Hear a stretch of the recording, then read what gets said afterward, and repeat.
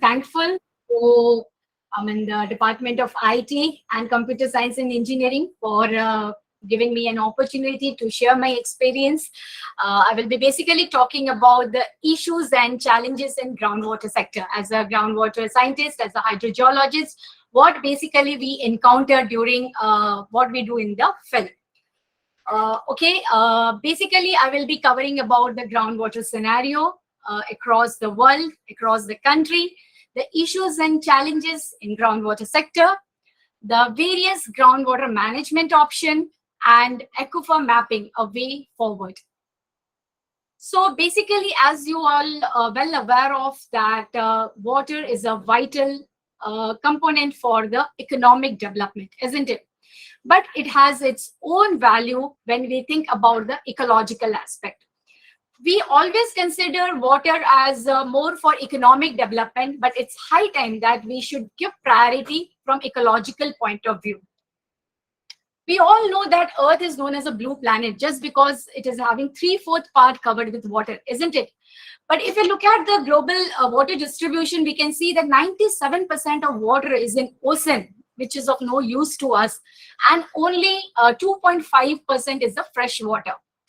Now, out of this 2.5%, 68.7% is, it occurred in the form of glaciers and ice cap.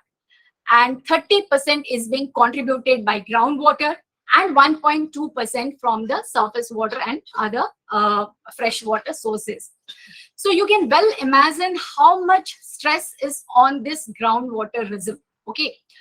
So why groundwater is more preferred? It is just because of its ubiquitous nature, freely available. It's control in the hand of the user. Anyone just can dig a well or dig a bore well and can use and extract the water. Okay, that is why groundwater is always the most preferred source of water. Now, after independence, if you all remember, the Jawaharlal Nehru, the then Prime Minister of India, he's focused more on the construction of dam and reservoirs because he considered them as a temple of modern India. But later on, it was seen that with the expansion of villages, with the expansion of cities, it was not possible to meet the requirement, water requirement of people because the cities and the villages were expanding. So then comes the groundwater development. And the first development started in West Bengal in India. And after that, due to the pump set revolution, the free electricity that our government is giving, it has really, the groundwater development, it started increasing like manifold, you can see. Now, no doubt, the groundwater development has its own benefit. As you can see here, it gives us food security. It gives us the safe drinking water. It gives them an opportunity for industrial growth and development. Inland fishery, then this flood buffering. What flood buffering is? When we are having the excess flood, on the other side, we have done some kind of withdrawal. So there is a space where the groundwater are storing. They are storing in the aquifer. So some space is left over there. So the buffer water from the flood, it can be used to recharge those aquifer. That is called the flood buffering. So who are the major consumer? If you look at the global scenario, it is mostly the agricultural sector. Okay. Followed by the industrial and the domestic sector that is taken by 14% of the groundwater. Now, the increasing issues and challenges and the demand over the groundwater in 2002, it was a scientist called Hoekstra. He gave an idea of the global water footprint. Now, what this global water footprint is? It is nothing but what this global water footprint is.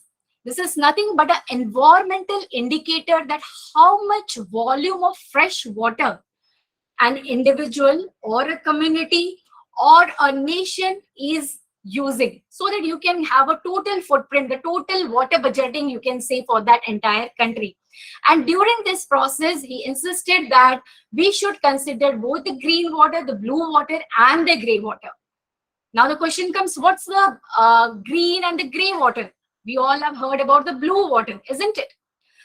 Now, if we see, the green water is nothing but volume of the fresh water that is being used directly from the rainfall, because certain amount of water is being absorbed by the plants as moisture. So that is considered as the green water. Then blue water is nothing but the volume of fresh water that we directly use from the ground or from the surface water or the river. Then the gray water is basically the volume of water that is needed or that is used to dilute the polluted water, especially the domestic, the water that is being polluted by the domestic sewage. Okay. So he insisted that all the water, let it be the green, let it be the blue, let it be the gray, it should be taken into consideration when we are preparing the water footprint of the nation. Now, no doubt water, you all are well aware of that it is a global issue. We are having declining water table. We are having the decreasing per capita availability. We are having the issue of water quality. And no doubt there are so many conflicts between the state versus state, the nation versus international, the upstream versus the downstream. Then there are so many haves and haves not. So very recently, I was there in a committee with this Mahanadi dispute. I was in Odisha. So there was a Mahanadi dispute going on between the state of Chhattisgarh and Odisha. So there are so many conflicts related to the sharing of water. Let it be the surface water or let it be the groundwater. Okay. Now, no doubt, increase in population, increase in demand, the food security, it has added the crisis to this water sector. But apart from that, it is the global warming. As we are all aware of, you must be studying about the climate change, global warming. We see nowadays the erratic rainfall pattern. Sometimes we are having a long period of drought, or sometimes we are having flood. So as a result of which, when we face a long-term drought, what exactly happens? There is no recharge to the groundwater system. The aquifer are drying. There is a fall in the water table. Okay. And on the other hand, we see a rise in the sea level. So what happens when there is a rise in the sea level? It is creating havoc in the coastal aquifer. Because of the rise in the sea level, we are having salinity increase in the coastal stretch of our country. So this is yet another issue or the challenge we are facing nowadays. So this is a prediction that this much of country by 2040 will be the water stress country. And you can see that India is already there. It is expected that the stress level will be high, somewhere between 40 to 80%. Okay. Now, another Swedish hydrologist, she gave a water stress index. What exactly this water stress index? She said that with the rise in population, it's very important that we should demarcate what exactly our condition is, where exactly we stand in terms of water. So she said if the per capita availability per person per year is less than 1700 meter cube per year, then that country is, or that area is said to be water stress. Okay. And if the requirement or the availability is between 1000 to 1700, then we call it a water shortage or a water deficit region. And if the per capita availability is less than 1000 meter cube per year, definitely this is called a water scarce area. Okay, so this is her prediction. This is said that every country should have this water stress index. So now comes Indian scenario where we stand. If we look at the survey that has been done from 180 countries, India is at a position of 133 in terms of water availability. So we are far behind. In terms of water quality, we stand at 122 in a list of 122 countries. Okay. Now, who are the major stakeholders?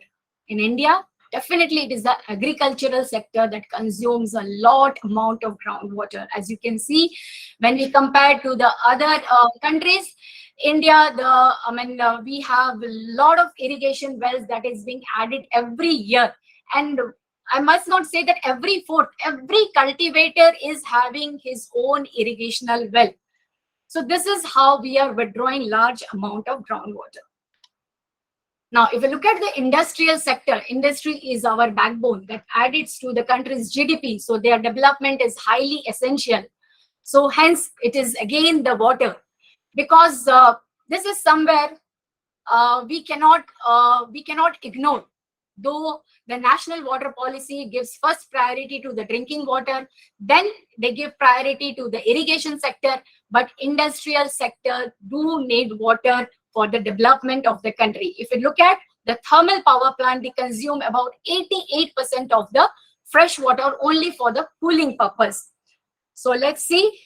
Here you can see that around 88% of fresh water is being consumed by thermal power plant. There are other industries also, they are consuming the water.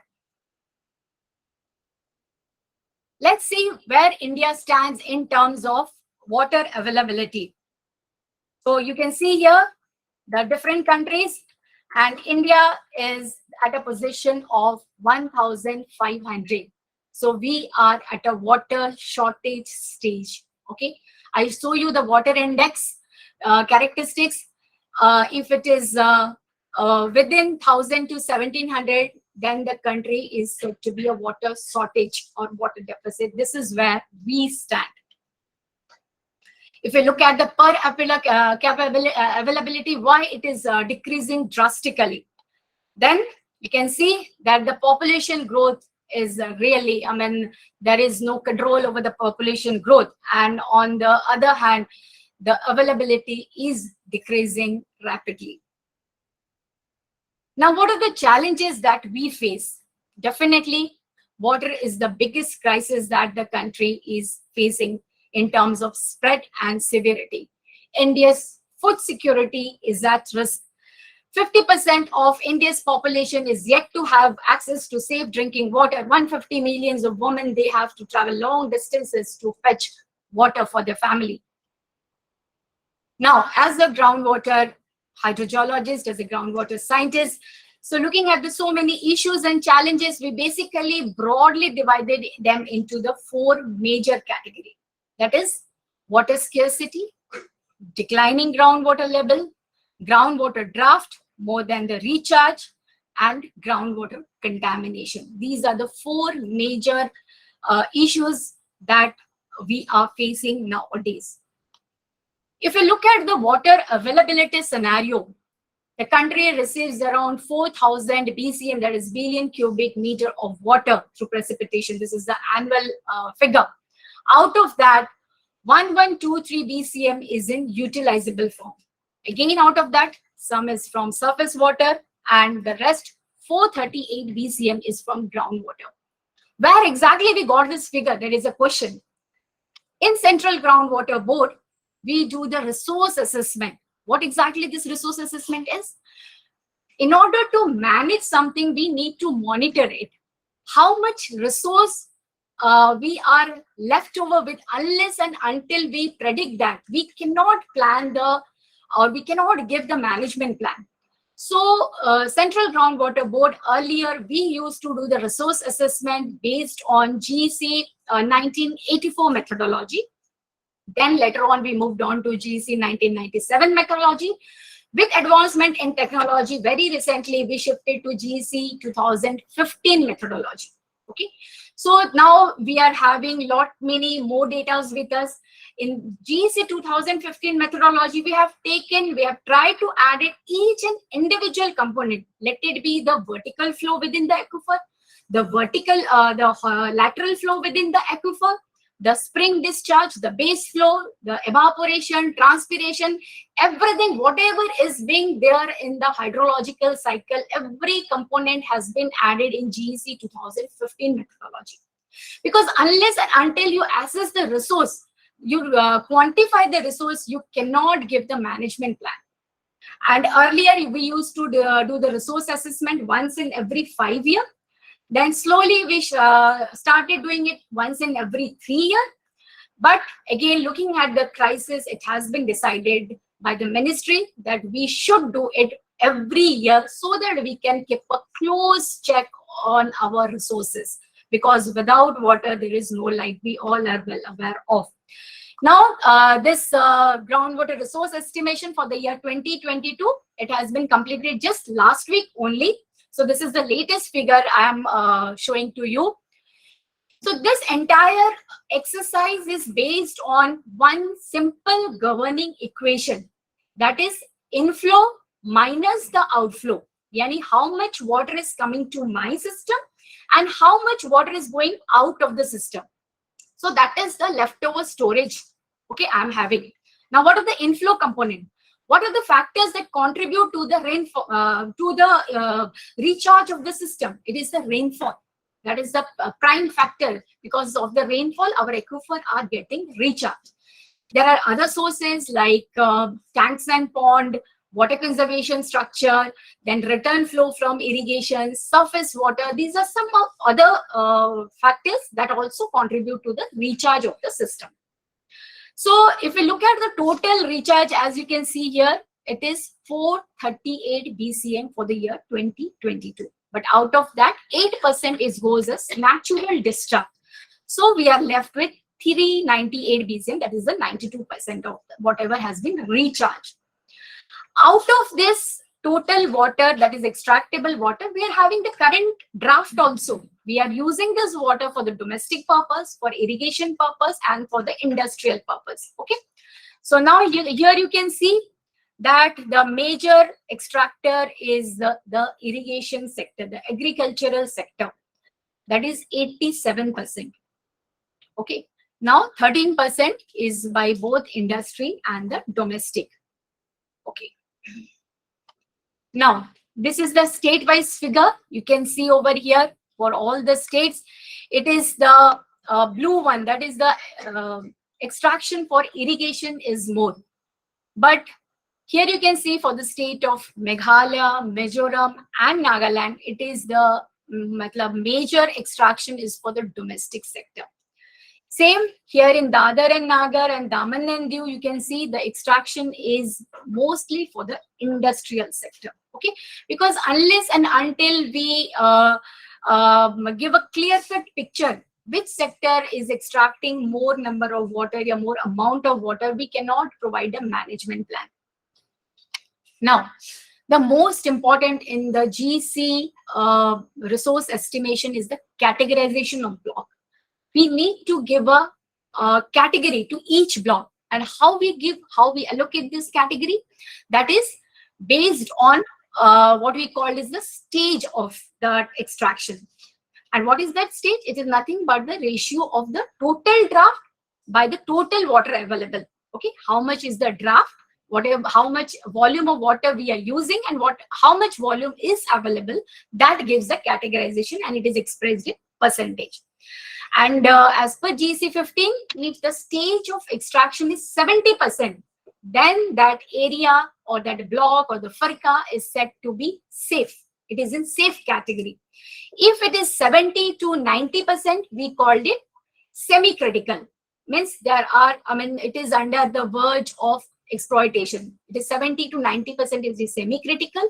90 to 100, we called it critical. And more than 100, then we call the block as overexploited. Okay. Now in 2022, there are a total of 7089 assessment unit, out of which 67 are safe category. Okay, that is the number is around 4780 assessment unit are safe. This is for all India figure. Now out of this, you can see that this 13% is semi-critical, 4% are critical. 14% of the states, as you can see, the red one, are overexploited. Here, the stage of extraction is beyond 100%. Okay. Now we do have an issue of salinity. So if we do the comparison, as I said, we started GEC way back, and though the methodology keeps on changing, but you can see that how the number of overexploited blocks are increasing. But in 2020 onwards, when we decided, no, we will be doing it once in every 2 years, then now we have decided we will doing every year, so that we can monitor how many numbers of overexploited blocks are happening So accordingly, we can suggest, okay, no, now we need to focus more on the recharge component here, because once the blocks are overexploited, that means they don't have the recharge capacity. The withdrawal rate is much, much more than what exactly the natural recharge is taking place. So it's high time that we should focus more on the recharge component. So accordingly, the Ministry of Jal Shakti or Government of India can plan like schemes like we are Jal Kranti Abhiyan, Jal Jeevan Mission. We can focus on Jal Shakti Abhiyan. These are the schemes are all based on these figures only. Okay. Now, this is the stage of extraction that we are mostly interested about. For the entire country in 1995, the stage of extraction was somewhere up to 32%. But after a long gap in 2004, when we did the resource estimation, it shoots up to 58%. Then it has decided, no, we should monitor it on a regular basis so that the stage should not go up. It should not, the stage of the entire country should not come into the overexploited category. So from 2017 onwards, a lot of focus is on the recharge component. A lot of focus is on the augmentation part. Country is trying its level best under various schemes, under Manrega, under Atal Bhujal. They are focusing more on the augmentation part. Now, as I said, these are the very recent figures. So here you can see a comparison had been, I'm just trying to show some of the states, especially here we are having the Manipur within a span of 2 years, like this is for 2020. And here you can see for 2022, just within a span of 20 years, the stage of extraction, it went from 5% to 7%. So this is how we monitor the groundwater resource. Now, again, this is the state of Madhya Pradesh. Again, the stage, it varies from 56 to 61% in the year 2022. But on the other hand, you can see that Chandigarh, here, this is for 2020, and now the stage has reduced, though very marginally, but still, this shows that the government is taking a lot of action, a lot of work on the recharge component. This is how the stage has come down. Similarly, in the state of Meghalaya also, from 4%, it has come down to 3%. Maybe because of the more rainfall or maybe because of the more recharge that has happened. Now, since we are at Chhattisgarh, we must be well aware about our state. So this is the Chhattisgarh state.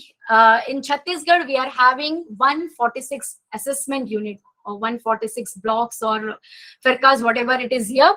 We are having 146 assessment unit. And for the year 2022, out of 110, that is safe category, it shoots up to 116 in the year 2022.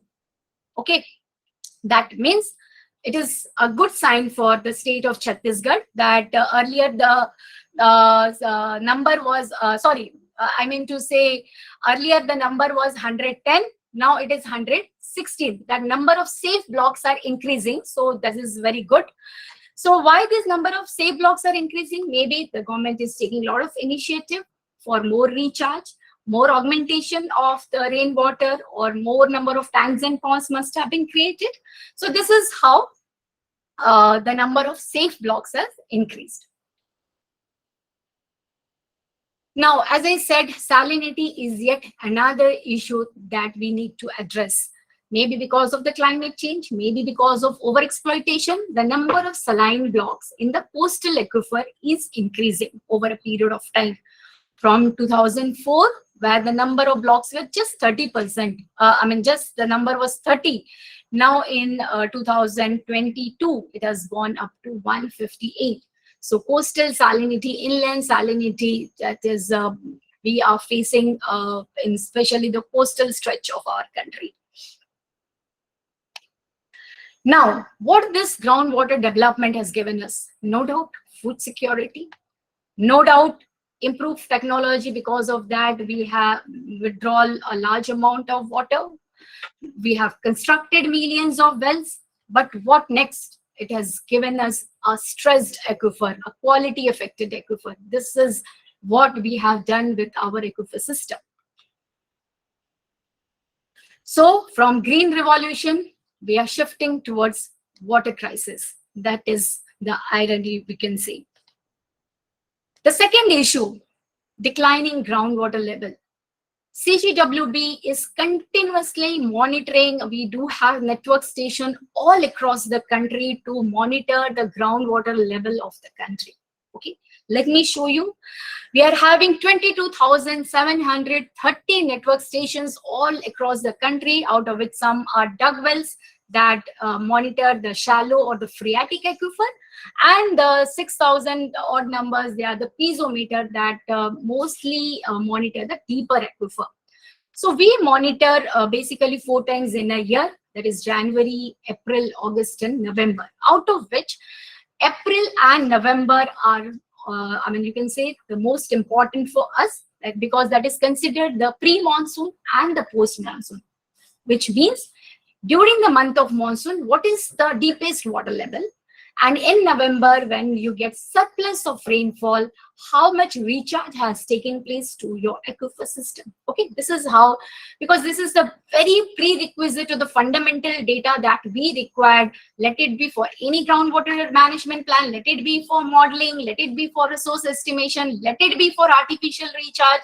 So this is the very prerequisite data. Okay. Now, let me show you the current figure. This is the depth to water level map for the month of May 22. So, as I said, both the pre-monsoon and the post-monsoon are very important. This is how we calculate how much recharge has taken place to our aquifer system. And here you can see in the western part that the red and the pink, where the water level is more than 20 meters below ground level. And after the rain, when the recharge takes place, here you can see the green patches are now blue, because here sufficient amount of recharge, these are the coastal areas you can see. So here sufficient recharge has taken place and water level is now within 2 meters in case of post-monsoon period. And the most important, as I said, is the fluctuation. How deep was my water level? And after the rainfall, how much recharge has been taking place? So this map is very, very important for any kind of management. Okay, so over a period of time, we have seen that no doubt some well shows rise, some shows fall also. So there was a mixed kind of thing, because in this particular patch you can see quite a generous amount of recharge has taken place. But these are the red and the pink one, where there was a fall in water level even after the post-monsoon. That means no sufficient recharge took place in these aquifers.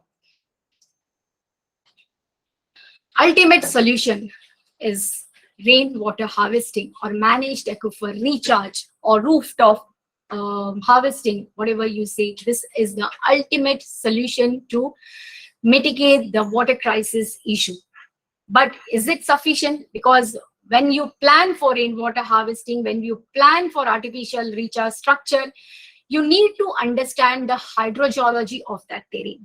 And to be very honest, India is a land of diverse hydrogeological condition, and it becomes very difficult to give a broader way to manage the aquifer system. Let's see what exactly we are doing. So apart from the scarcity issue, the water level declining issue, we have the quality issue, as I said. So since I showed you the monitoring points where we monitor 4 times in a year, we do the quality assessment also once in every year. And this is the output. You can see the electrical conductivity, which is nothing but shows the amount of salt it dissolves. Because the water, when it moves through the rocks or strata, it dissolves certain amount of minerals. So accordingly, they have their own EC value. So secondly, it is the fluoride map. As per BIA standard, if the fluoride concentration is less than 1.5 milligram per liter, then it is within the permissible limit. But if it is more than, these are the hotspots where the fluoride is more than 1.5 milligram per liter, and this water is of no use to us. Okay, because with fluoride, we can have the blue baby syndrome, various diseases. So this is again another issue that we are facing. The second one is the iron contaminated water. The iron, which should be, up to 1 milligram per liter is permissible. These are the hotspots which are having more than 1 milligram per liter. So definitely, again, some health hazards like kidney stones, something else are associated with the iron contaminated water. Arsenic, no doubt, in the Indo-Gangetic region in West Bengal, we do face arsenic issues where the arsenic is more than 0.05 milligram per liter. Now comes the nitrate. So these are the hotspot for nitrate. But if you see the quality issues, some are geogenic, that is from the nature itself, and some are anthropogenic or man-made, you can say. So what are the natural quality issues which we cannot help? So fluoride contamination, nitrate contamination, though nitrate is man-made because a lot of agricultural activities is leading to the nitrate issue. It is the arsenic, then the iron. These are mostly the natural contamination, and no doubt the salinity, the coastal salinity that we are facing. If you look at the man-made quality issues, it is the domestic sewage, because the untreated sewage that we are releasing consists a lot of pathogens that are responsible for many waterborne diseases. Secondly, it is the industrial waste, because without treatment, most of the industries are directly contaminating to the aquifer system, to the river system. And definitely the agricultural effluent, the pesticides that we are using, again, that leads to eutrophication and large amount of nutrients in the surface water causing eutrophication is another problem that we are facing. So with so much of issues, now comes how to manage, how to give a management plan that will be sustainable, that will be effective, that will be efficient. That is quite challenging for us. Now, are we managing our resources properly? It is often said that India is running out of water. But I will rather say that water is running out of our country. We are not able to capture it, isn't it? Israel, a country with an annual rainfall of 300 mm, if they can manage, then why not India with an annual rainfall of 1170 mm? Recently, I had been to Ralegaon, Siddhi, Hevri Bazaar, where you must be aware of these two villages in the state of Maharashtra. They receives an annual rainfall of around 300 to 400 mm. But the way beautifully they have managed the rainfall, their entire aquifer system. I think Hivri Bazaar is the village with highest GDP. So much of revenue they are generating from agricultural sector. So this is how they are managing. So why not? Why can't we? Okay. So what are the management options that we are having? Aquifer-wise planning. I don't know whether you are from geology department or not. Maybe some of you are from some other department. But for a layman, what aquifer is, it's very important for us to understand what aquifer is, because aquifer are the geological formation which store water, which transmit water. Whatever, the moment you just push your tube well, you get certain amount of water. We are withdrawing that water from the aquifer. An aquifer is a geological formation which can hold water, it can transmit water. It is a formation which is porous, it is permeable. That means it has a water holding capacity, and it can easily, water can move across the formation. So that is an aquifer. So these are some of the management options I'm talking about. Then regulation. So many rules, regulation, do's and don'ts are there in the country. Central Groundwater Authority is is a regulatory body that looks after the groundwater development in the country, like how much a person can withdraw. If there is a society, there are apartments, there is urbanization, what should be the amount of water that particular area can withdraw depending upon the resource we are available. And if you're withdrawing water, then you need to recharge that amount of water through rainfall. That is what we are doing under Central Groundwater Authority. Augmentation, that is recharge, is a very crucial and very important component to mitigate this water crisis. Free energy versus pricing policy in irrigation sector. Definitely free electricity I mean, somehow, somewhere, though food security is of prime importance, but looking at the water crisis, this has to be stopped. Then water is always been a state subject. Though we, as a scientist from central department, we do suggest, but ultimately the implementing agency is the state department. Again, that becomes an issue, and that has to be taken care of. Then national water policy has given utmost importance to sectoral allocation of groundwater, because unless and until we allocate, okay, this much amount of water, or the first priority goes to the drinking sector, then the second one is the agricultural sector, and definitely we have to look at the industry, because they are the backbone of our growth and development. That is the backbone of our country's GDP. So we need to give priority to them also, but we have allocated certain amount of water to all the sectors. And definitely climate change is the burning issue that we are facing. So we need to adapt ourselves according to the climate change. Now, what else we can suggest? Water use efficiency, the drip and sprinkler irrigation. There are so many technology that are being used nowadays, and let it be for domestic purpose, let it be for industrial purpose. We need to focus on these technology. Water cess. I think most of the cities, especially the urban areas, water cess has been added. So definitely, and since you have to pay a certain amount of water, you become very careful, very cautious when you are spending it, because anything free has got no value. Now, water credit. What exactly this water credit is? As I said, 50% of India's population is yet to have access to safe drinking water. There are certain organizations, certain agencies that are giving loans to those people so that they can avail safe drinking water and sanitation. So that is called water credit. Again, that is another management option, because here I am talking about the different management option that is possible to mitigate the issues. And the most important is the community-based groundwater management.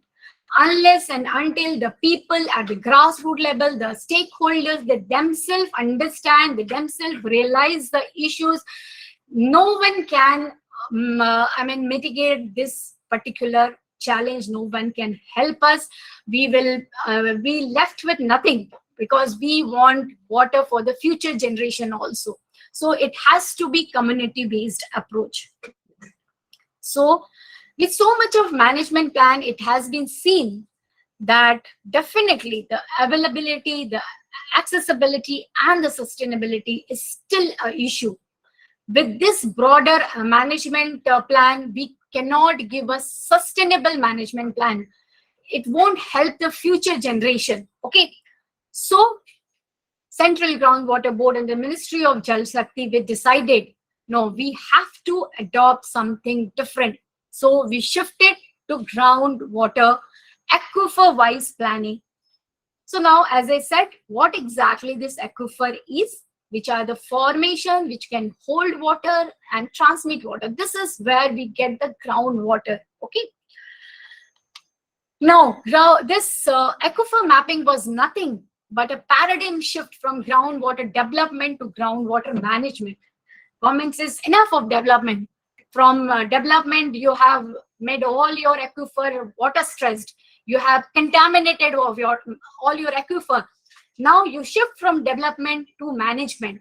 Okay, so you revisit your aquifer, you understand the geometry, you give a three-dimensional view, so that, because aquifer mapping has two basic objectives.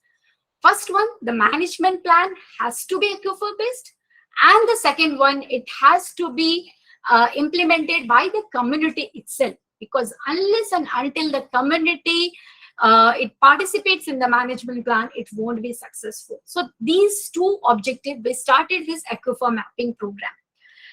Now, this aquifer mapping, no doubt, is a very complex, because the aquifer geometries are very complex.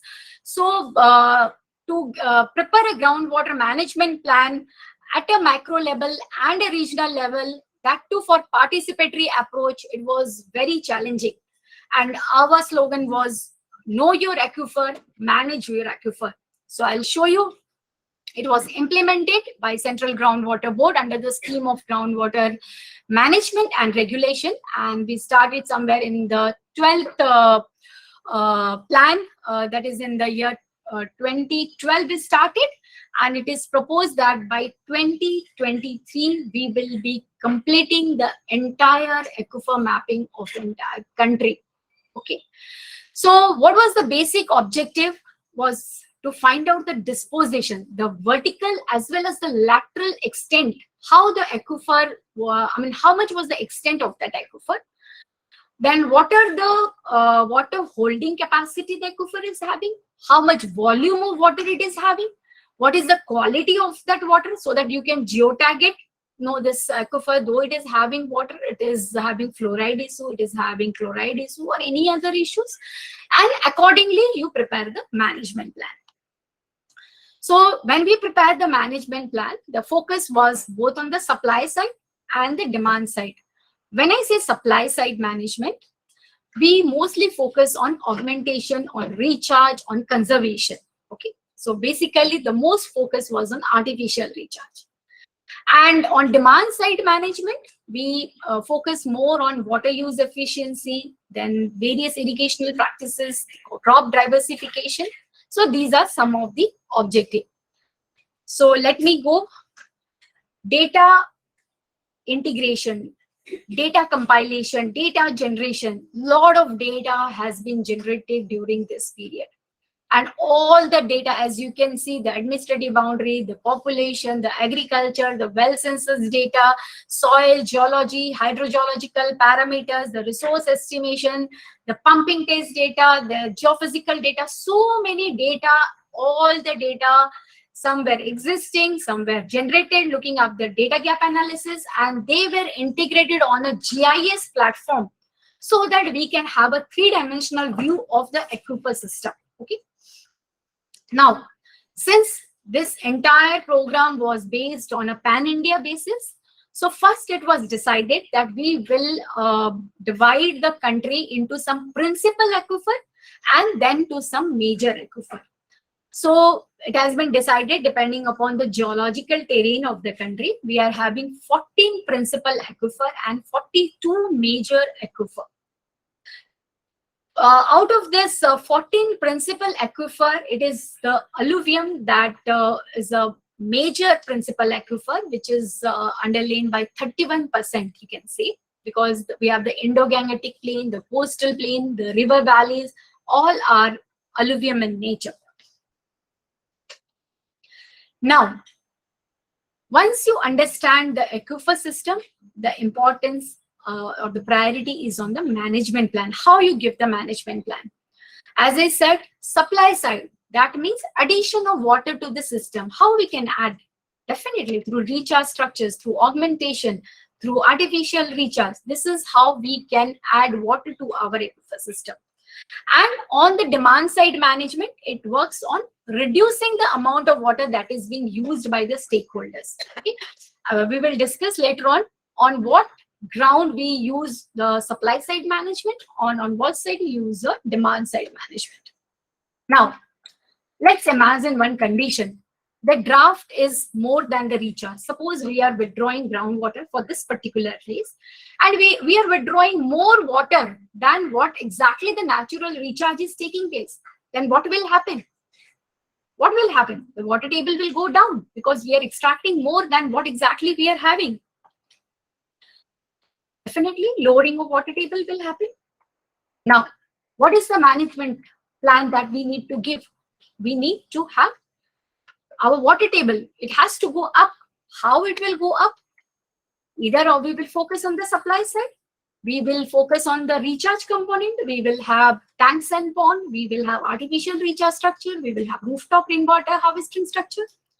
If we look at the demand side, whatever we are consuming, we have to reduce the draft. This is how we prepare the management plan, depending upon the scenario. Okay. So as I said, the same scenario, we can focus on the supply side And we can also focus on the demand side. Suppose once we are having an interaction with the villagers, because since this plan is community based, we ask them कि sir आप कितने पानी से नहाते हो? मुझे तो 5 बाल्टी लगता है. तो I said कि सर आपको अभी you have to reduce this, आपको एक में करना पड़ेगा. तो he said कि no, not possible. But this is, you have to make it possible because the situation is grim and it is becoming more it's aggravating day by day. Now let's focus on the scenario 2. We are having more of recharge, less of draft. We are not utilizing this water. Recharge is taking place. So what we will do? We will have water logging. Okay. Again, that is an issue because water depletion is another issue. Water logging, it becomes another issue for us. We need to manage this. So in this case, we need to lower our water table so that there shouldn't be any logging. How we can manage? If we look at the supply side management, we will decrease the rate of recharge. How we will decrease the rate of recharge? We will divert the water to somewhere else. Okay. Maybe some nearby village, maybe for agricultural purpose, anything we can divert it. Okay. On demand side, we can increase the draft. We can start irrigating more agricultural, the net irrigated land can be increased. We can have water intensified crop. Okay, so this is how we can increase the draft. So if the draft is more than the recharge, as I said, increase the groundwater recharge because draft is more. So we need to focus more on the recharge component.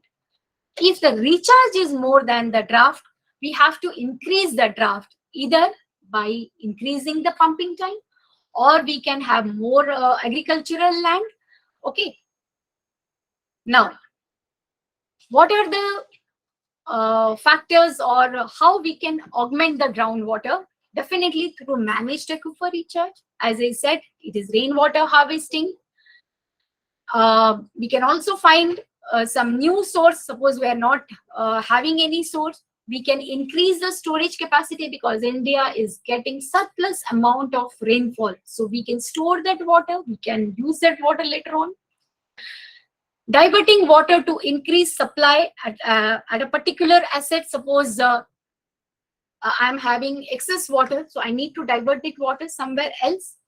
And using technology to create the clean potable water from a previous unusable source. Suppose I'm having left with a very small amount of water, that too it is not potable. So either I will use some technology because there are fluoride issues, iron issues all across the country. So maybe through ion exchange, through precipitation, through Nalgonda techniques, we are trying to mitigate these contaminants. Okay. Now, on the demand side, when the draft is more than the recharge, we are withdrawing more water than the recharge. Then what management plan? Yes, sir. Okay, let me just finish this slide. Thank you. Okay. So if the draft is more, we are consuming more amount of water. So what management plan we say? We ask the local people to reduce the number of groundwater sources. You are having 10 number of wells, we ask them, you reduce it to 50% so that we can manage the resource because we want some water for the future also. We can reduce the pumping time. We can switch to some crops that need less amount of water. We can give priority to soil conservation, and definitely conjunctive use is yet another technique that mitigates the problem of both the surface water and groundwater. Okay, so thank you. Let's take a break. Thank you.